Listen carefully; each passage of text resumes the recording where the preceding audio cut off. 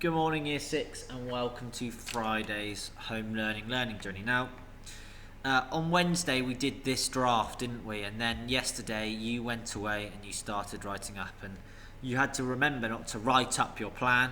You had to remember that actually we really need to use our success criteria. If we're using all those things we've put in our success criteria, then the likelihood is you've done a really amazing piece of descriptive writing, and your setting where your story is taking place is going to be amazing.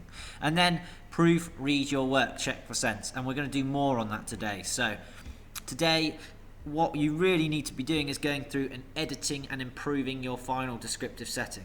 You need to write up a new version.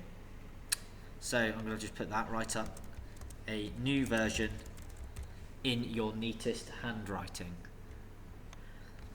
So to help you really with this, I've created a checklist, and these are the things you're going to have to check in your own work. So you need to check your work as capital letters for and a full stops in the correct places. And by capital letters, I don't just mean at the start of a sentence, which all starts of sentences should have a capital letter.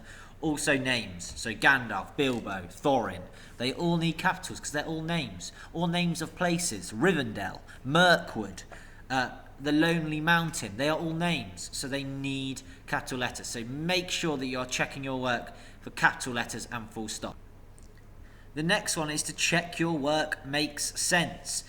To do this, the best way is to read it out loud. If you read it out loud and it doesn't make sense, then you're not going.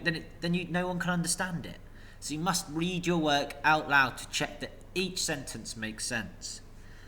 The next one is to punctuate speech correctly, and we used those rules. We wrote them down in our books, didn't we? The 5 sort of main rules of speech, and use those rules so to check that you've punctuated your speech correctly if you have used it. The next one is, can we improve our work? Can we add in adventurous vocabulary to make your setting more descriptive and exciting? If you've used a word like tall, a tall tree, could you go back and change that word tall for something much more descriptive and exciting, like gigantic, enormous, okay? So can you add in some more amazing descriptive vocabulary? Have you used figurative language, similes, metaphors, personification, onomatopoeia? And if you have done those things, then just go and tick them off one by one.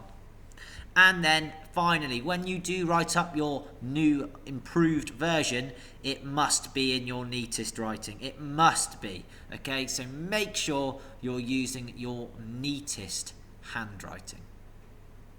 Okay, good luck with editing and improving your work, and let's just make sure we are really working hard on our final piece. So these pieces should be half a page long at the least. Good luck, and I can't wait to read your final neat version.